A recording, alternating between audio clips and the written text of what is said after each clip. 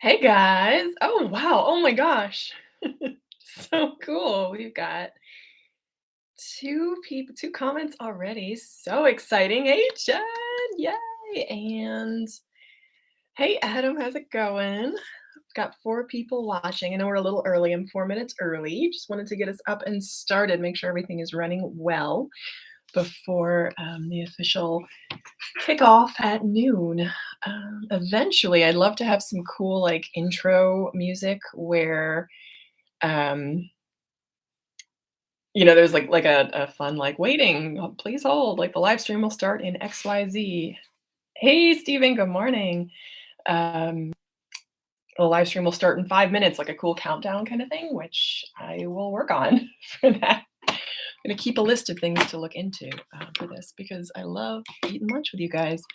What are you guys up to? What are you doing? I'm eating it's kind of like a breakfast for lunch kind of thing.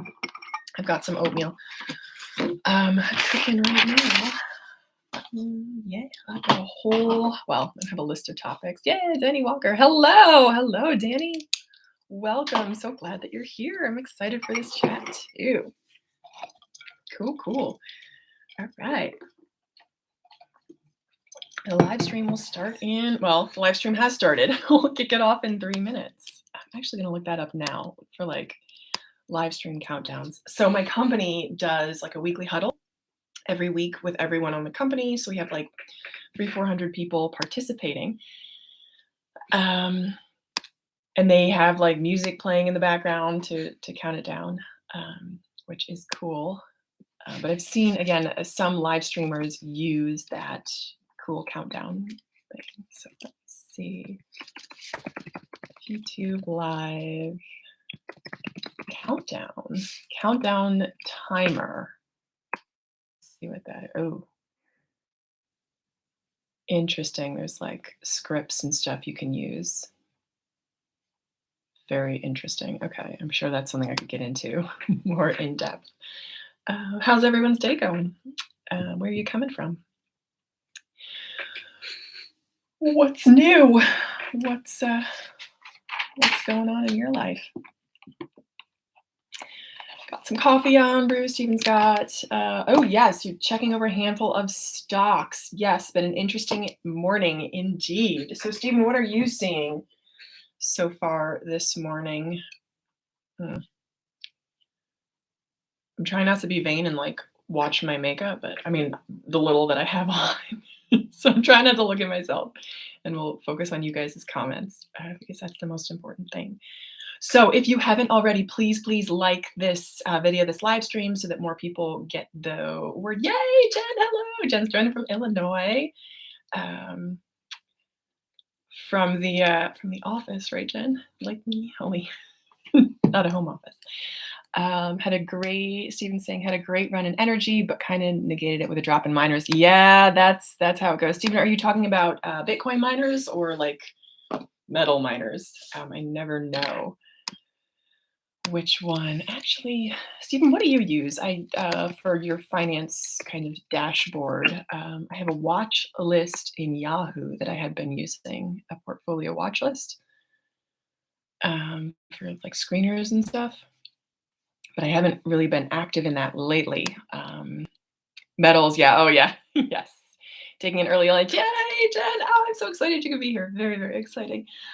Okay, so it is 12 o'clock. Woohoo! Okay, so let's dive on in and work with TD Ameritrade. Yes, Think or Swim platform, excellent. So I have heard such good things about TD Ameritrade with their analysis. So super fun, but quite time consuming. Yes, I've heard that too. So the benefits, so Rose from Investing with Rose recommends TD Ameritrade, and she's not like sponsored or an affiliate, I don't think. So the reason she recommends TD Ameritrade is because of their analysis capabilities. So it allows you to kind of pull spreads and kind of have your analytics in front of you, which is as good a reason as any. So I'm actually looking into them as well for sort of an investing like side account, which I haven't really been doing at the moment because I've kind of been putting my time elsewhere. Yes, super fun, but quite time consuming. Cool. So just for kind of keeping tabs on what I already have, which is basically just my index funds in my 401k, I use just Yahoo Finance. So that is what I kind of keep tabs on the market with. And also what you call on what you call on my iPhone, just kind of the stocks, which, ooh, we're in the green. That's good. Ooh, the company that I work for is going. Anyway, it doesn't matter. So today's topic, excellent. Okay, so Danny Walker, I live abroad and would be quite interested in your channel. First saw your video where you Mr. Money Mustache, yes, and became interested in your story. Do you have protective put options you can use to protect your downside risk?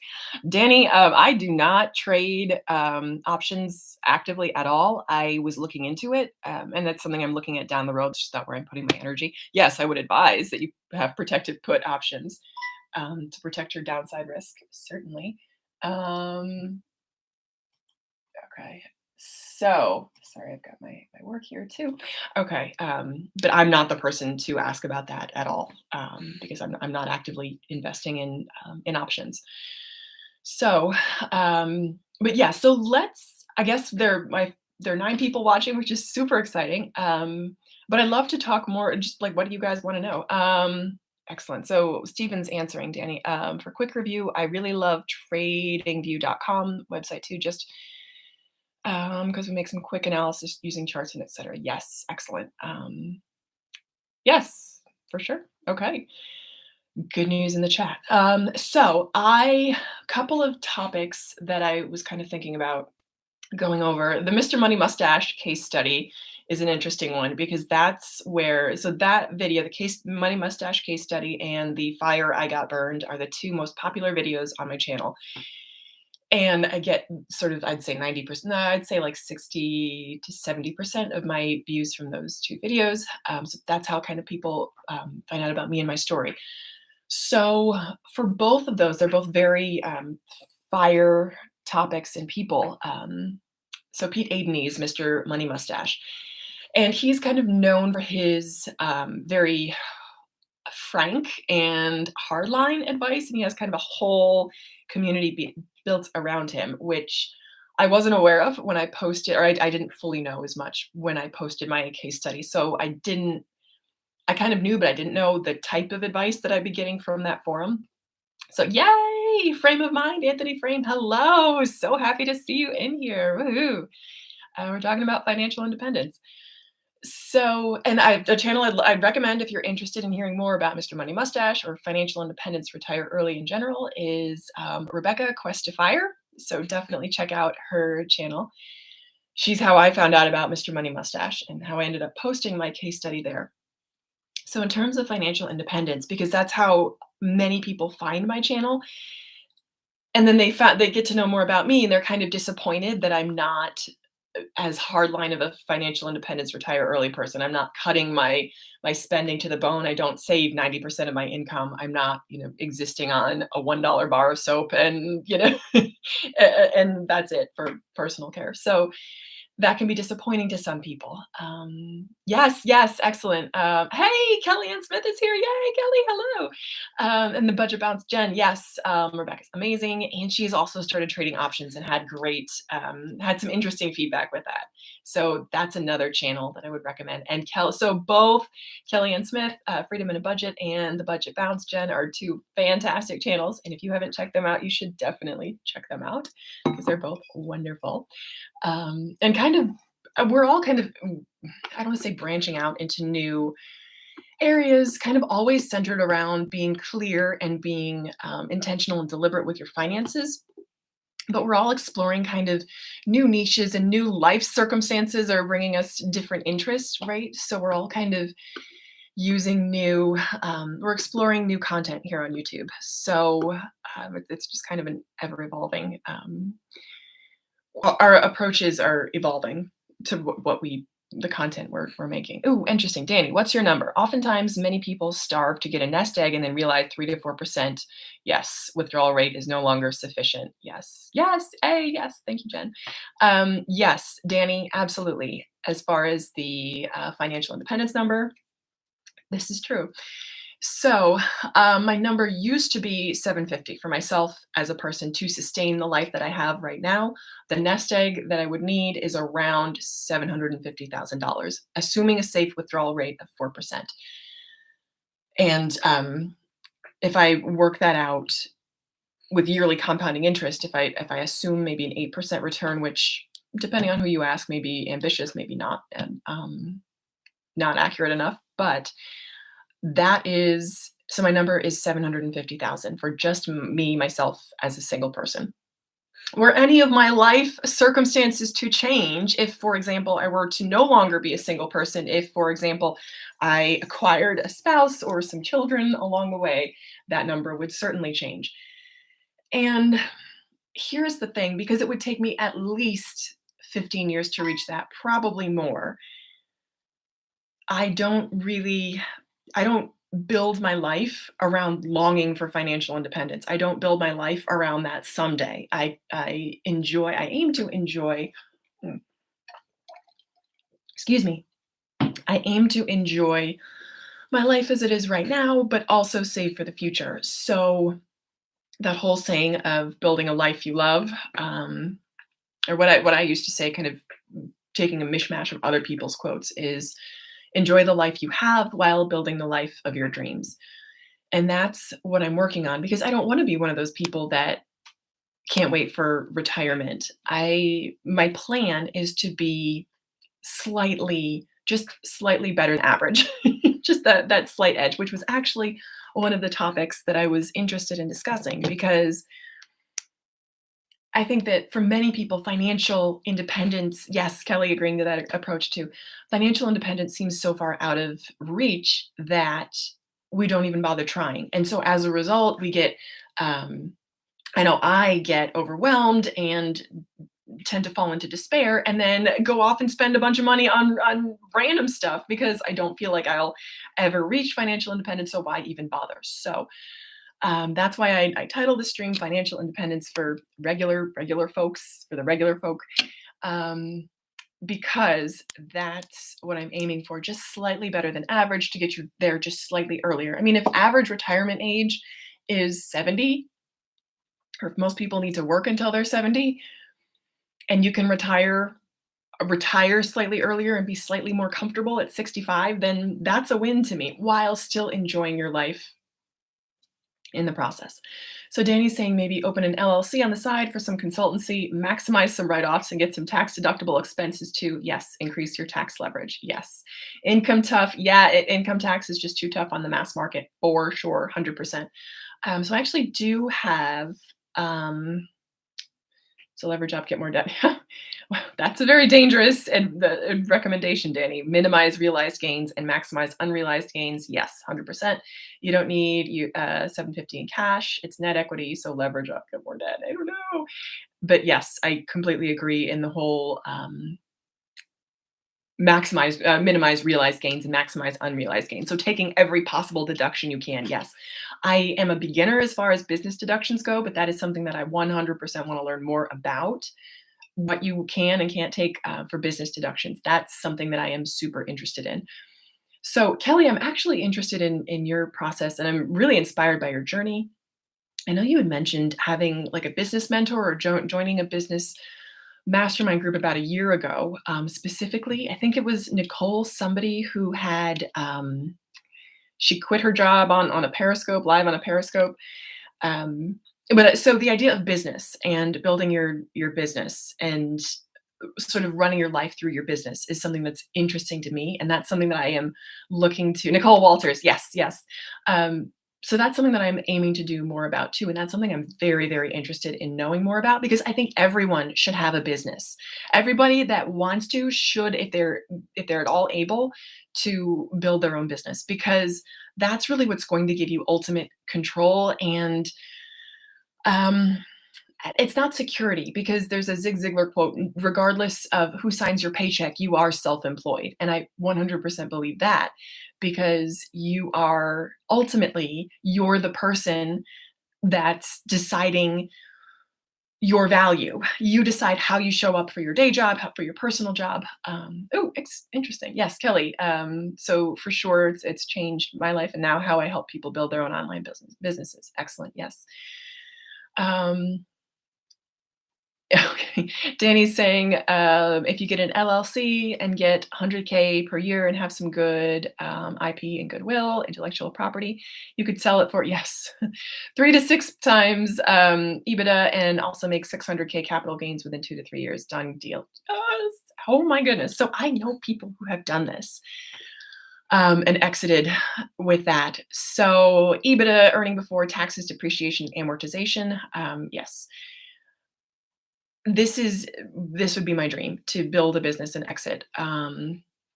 So I also have been following some people to it. Yes, thank you. That's it. Now I just have to do it. I've been following people on Builders Forum who have built up websites and have sold them for north of 6 figures of portfolio, north of 7 figures actually, and have sold a portfolio. That would be That's the goal. At this point, I'm just working to get my own blog monetized. Like that's what I want to do. I have 650 daily visitors to my website and I just want to get that monetized.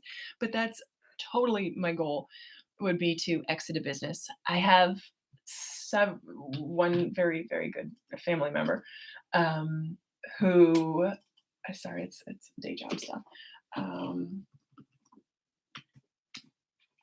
I have a family member who didn't exit but received a small portion of an exit. This person worked for the company LogMeIn way before it became LogMeIn, but then now they've since been taken over. They had LastPass, but this person was part of a sale and got a small percentage of that, and a small percentage of that was like I don't know what the small percentage was, but it was 6 figures, and they didn't even notice it at the time. They kind of rejoiced, but just kept on with life as usual. And life intervened. This was maybe 20 years ago. Life happened. This person decided to travel, which I think was 100% the right thing. And then they bought a house, and that small exit actually didn't go as far as they had hoped, but it was still kind of very exciting. So yes, that is a thing that I am working to learn more about businesses and exiting businesses with the idea to be financially independent. So for the regular person, for us normal people out here, I get loans for your lifestyle against the company's equity, tax shield from the interest. Oof. Oh, it's true. So Danny's saying consultancies have little startup capital required, and more importantly, if you don't sell it and amass a good cash reserve, turn it into a family office. Yes, recurring lifelong pre-tax revenue, and get loans for your lifestyle against the company's equity, tax shields from the interest. Danny, just curious, what do you do? What's your line of work? Because this is great advice, and something that I am looking into doing as well. Um, so yes, so we're talking about business and kind of building business, which is something that I am not qualified to speak on at this point. But so financial independence and the idea of being financially independent and working for financial independence was kind of where this was headed. So for the average person working on financial independence and kind of the intersection of life and where that comes in is the question. So for example, um, let's say you, and there's so many different, let's say let me use myself as an example. I have the goal to be financially independent as a single person. Let's say hypothetically, someone comes into my life and we decide to get married and sort of merge finances, which I know is a whole different ball game. The whole marriage and merging finances is a whole separate topic, and negotiating finances with a significant other is very complex and very challenging. So that's kind of a topic that I'm thinking about because many of the financially independent, I would go so far as to say it's almost impossible to retire early if your spouse, if you're married and you're sharing finances, if your spouse isn't on the same page. It's almost impossible to do that. So you see a lot of the financially independent people are either couples working together or single people. And that's just well and good. That's just the situation. I also think that if you're when you're in a relationship, negotiating that with your partner is super important, obviously. Um, but also being very clear about what you can control and what you can't control. And not, for me, again, using myself as an example, not acting out financially because of the things you can't control, which is sort of my personal want. Like if I'm in a situation and I feel like I because of compromises that I've decided to make, I can't go the direction that I wanted to go. I figure just blow up the ship and let me go spend money on this random thing that I don't necessarily need, but will make me feel better. So a lot of that, I don't say comfort spending, but it's yes. Danny Walker is saying, I see that a lot. A non frugal spouse will be the main source of negative cash flow and they will take 50% on the official exit. Not too good. Yes. For sure. Danny, I am a business development for legal services, but manage a family portfolio on weekends, a weekend wealth builder. That is awesome, Danny. So cool. Where are you? Are you in the States or are you abroad? Tax shield. Yes. Okay. I'm actually whole list of things to look into. Um, okay. Actually, biz dev for legal services, I've heard, is a great avenue. I have a friend who's a lawyer, um, and that's very, very. I mean, obviously, it's lucrative, but the ancillary services, I guess, supporting the law are also lucrative. And I mean, things like sending referrals are also quite can be quite lucrative. Limited gift, welcome. I always feel guilty when spending money. I'm like I could have invested that. Yes, absolutely. And I think so I mentioned this in last stream as well. I love Sean Marr's approach to investing.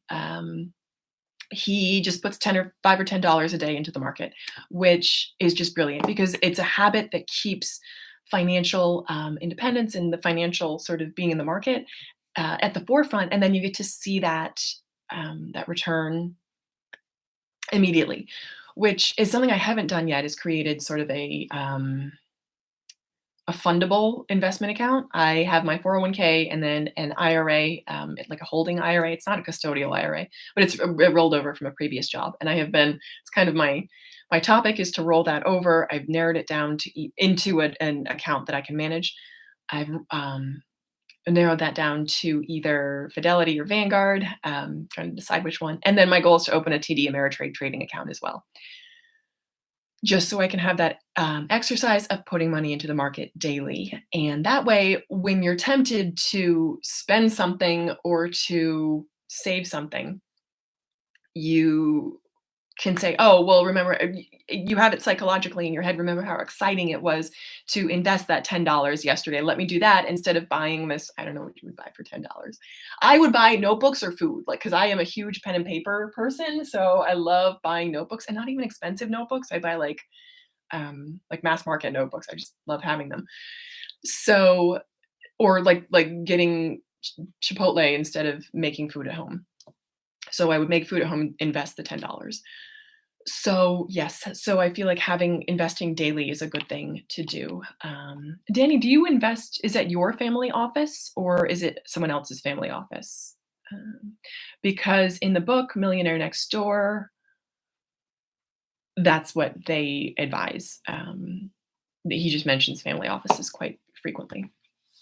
So that's again something I was kind of aware of from that. So yes, biz dev legal. Sorry, Danny, I was looking at your notes. Um, as far as investing goes, doing it daily is a great habit to get into. So going back to the frugal spouse versus a spendthrift spouse, and being conscious of the things that you can control, the spending you can control, and keeping your ultimate goal in mind. That is something that I struggle with on the daily, but it's something that I kind of by putting it in the forefront of my head, I can kind of do. Oh my gosh, Timothy, yes, thank you so much for the super chat. Oh my goodness, that's my first super chat, Timothy. Thank you so much for that. I really appreciate it. You just made my day. Thank you. Yes, I'm happy to be live streaming too. Ava talks. Stephen, one account for fun with TD. Swing trading is very fun. I'll admit it. Day trading will get the heart pumping for sure. Yeah, I don't have the stomach for that. I can't day trade. That's not me. I do it monthly. 1,200 euro a month. Yes, excellent. Oh, Timothy, thank you. I really appreciate that. I have not caught up with your live streams lately, but I am. That's on my list to do, to come check you out. I know you have been live streaming a lot, and I want to catch up on your stuff because you're also a huge inspiration to me, and your lifestyle just seems super cool. So thank you, Timothy. Danny Walker, Millionaire Next Door is a good book. Yes, I can't disclose if it's mine or clients, but I will say that agency costs and conflict of interest can be serious. Only non-zero sum games work for this. Okay, copy that. Yes, sure. Yes, yes, yes. Okay. So yes, very exciting. I got to look into that on the side. That'd be a fun side hustle, managing a family office. So yes, when it comes to spending versus saving. So let me give you an example. I am actually planning a trip to France, to Paris, and then hopefully driving down to the coast in October. I'm actually getting super nervous. I haven't mentioned this in any videos, and I probably won't mention this in any. Yes, thank you. I don't. Day trading is terrifying. I can't do it. Wealth building, wealth balanced equity bond portfolio, and hold on to a yearly balance. Yes, take more risk in your youth. Yes, then adjust via where you go. Yes, asset allocation for sure. Um, for sure. Danny, are you in the U.S.? Just let me know because I'm like this. I need to know this. If because this is sounding very US based, which is what I'm that's helpful, super helpful. So as far as gratification, instant gratification versus saving for the future. I am not where I would recommend anyone to be as far as saving and what you have saved up goes. I don't have the recommended savings for someone my age in their 30s. So I would definitely invest to save, advise to save more. But at the same time, when you're balancing having experiences versus saving long term, it's tough because you're never going to be this age again, and it's time is a non-renewable resource. You can't pay more money to get more time back. So I'm planning this trip to France and kind of trying to weigh out what's worth it and what's not worth it. And it's a difficult balance and negotiation, but I know for me, I'm either all or nothing. I'm either saving everything, which doesn't happen very often, or I'm like, let's just go ham. So for an experience like this, a once in a lifetime experience, I love, I don't say love, it's easy for me to get caught up in wanting to spend and commemorate the occasion. So that's just something that I'm sort of negotiating my way through right now and really experiencing this moment now at the age that I am, in the situation that I am, and enjoying it to the fullest, whereas also being mindful of the future. And this is something that, what what would my budget mentors say? I think it would be set a budget and stick to it, which is like sure, but it's like when you're already a little bit, I don't say overspent. It's a challenge because you think I'm looking at my slippers down there. Sorry, guys. You think, oh well, um, as long as I've already blown the budget, why not just keep going? Like, don't do that. If you're digging the hole, the first way to get out of the hole is to stop digging. So I'm really trying to be cautious and kind of balance that, to be mindful, I think. Excellent. Limited gifts, same. I only travel in Europe because it's cheaper, because I want to reach a certain milestone before spending more. Yes. Well, that's good advice. That's definitely good advice. Yes, reaching a certain milestone would be cool. Yeah, so I know that there's some people, I don't know, budgeting single versus budgeting as a couple. That's an interesting topic. Let me know. Are you single? Are you in a couple? How do you manage finances with your significant other? How does that all work?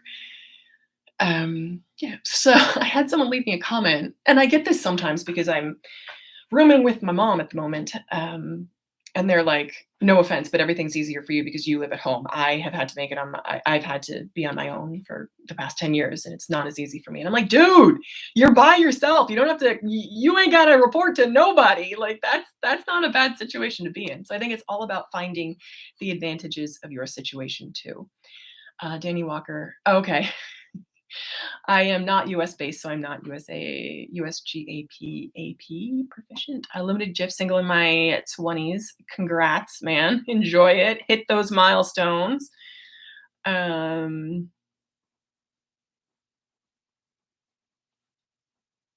just taking notes because this stream is great. The comments are where it's at, man. So yes, budgeting single versus budgeting with a significant other. It's all about focusing on what you can control. I feel like that's ultimately what it comes down to. In every situation, you always have an element of control, and that control is yourself. That is the only thing you can control is yourself. Others you can only love, which is something I've kind of learned the hard way. Yes, Jen, the budget balance. I feel like it was a lot easier to meet my financial goals when I was single. Now with a family, yes. Limited gift, true that. Dating cost me a lot. It really does. Steven, married, 2 super cute kids, late 30s. Yes, Steven, your kids are super cute. Danny Walker, hi, what's your age, if you don't mind me asking? This would affect your enjoyment, spend, save levels. It sure does. I'm in my late 30s, mid to late 30s. I'm in my 30s. Yeah, and I wish I had more saved, but then again, I stay pretty tapped into my savings rate and my spending, my yearly spending. And at this point, rather than cutting spending, I would focus on I am focusing on increasing my income, which is easier said than done, but it's possible. So something we spoke about in my last live stream from yesterday was just reselling, because my roots are in reselling. That's the first business I started was on eBay, just selling stuff around my house, and I'm trying to focus on that. I'm trying to focus on location independent business. So it's taking a little more bandwidth to get up and running when it's not really making money right now. But yes, I could just go back to what I know already works. Adam, if you're going to spend money, experiences are more valuable than material things. Yes, because the experience will be with you forever, 100%. And also the experience doesn't clutter up your house.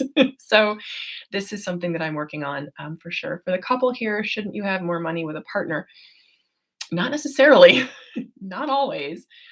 Yeah, so you have 2 incomes, but you've got 2 people. And sometimes it does cost, like, because it costs, I mean, I'm living in a house and the house would cost the same whether there are 1 or 50 people living in it, for the most part. I mean, electricity, whatever, water. But so living expenses remain pretty similar, but 2 incomes in 2 people that spend. So 2 different spending habits. So another set of variables. So you don't always have more money with a partner. Danny Walker, read the top 5 regrets of the dying. You should still spend some and realize that your work is not life only, but there is a fine line between working to live and living to work. Yes, 100%. M. Scott, depends on the saver spender dynamics, bills, food, all of that good stuff. Yes, it's easier when you only have to decide for yourself. Yes, I would 100% agree with that. It is easier when you only have to decide for yourself. I would say, just based on my own experience, it's a lot more fun when there's someone else to share those experiences of food, bills, like that. Well, not bill, well, yeah, sometimes bills, to share experiences for 100% more fun, but easier by yourself. Danny Walker, wealth accumulation can be a double sword, safe to retire, only to hate retirement. Yes, this is very true. And really, as far as problems go, hating retirement, I mean, you can always go out and get a job. Like, I think that's finding purpose in your retirement. Like, as far as problems go, that's a problem I wouldn't mind having, hating retirement. I'm happy with that. I'd be super happy to hate retirement. So we're actually wrapping up on the end of this live stream. I have to get back to work. Excellent. Okay. Limited gift. Finding people who are really dedicated to building wealth like us is hard. Yes, yes, it is a niche. 100%. So for you single people out there, there is a fire dating app. I don't know if you know. It's very basic. Yes, Danny Walker. Yes, I will. Please do email me. I will put my email. It's just wellbehavedwallet@gmail.com. Please email me, Danny. This is my email. Sometimes I have to check my spam folder because it does go into spam a lot. Danny, I would love to speak with you more and possibly interview you for my channel. So let me know if you'd be up for that. All right, so it is 12:30 now, so I have to end this stream now. Noted. Thanks. Speak with you soon. Excellent. Yes. Oh, what's the app? It's firedating.me is the app. Hold on, let me see if I can find it because I just excluded my profile because I haven't logged in 90 days. Yes, here, let me send it over. Oh, see, they're building up. They've got more people. Here, there's a typo. Oh, yes, thanks, Jen. Sorry, there is a typo. That's a fire dating app. Well behaved wallet. Do that carefully. I mean, it's my channel name, Danny. Yes. Okay, yes, so excited to hear from you. All right, so we're gonna be wrapping up this live stream. Thank you so much for spending your lunch break with me, and I plan to do this again tomorrow. Super excited to speak with you guys then. Okay, thanks for watching. Bye.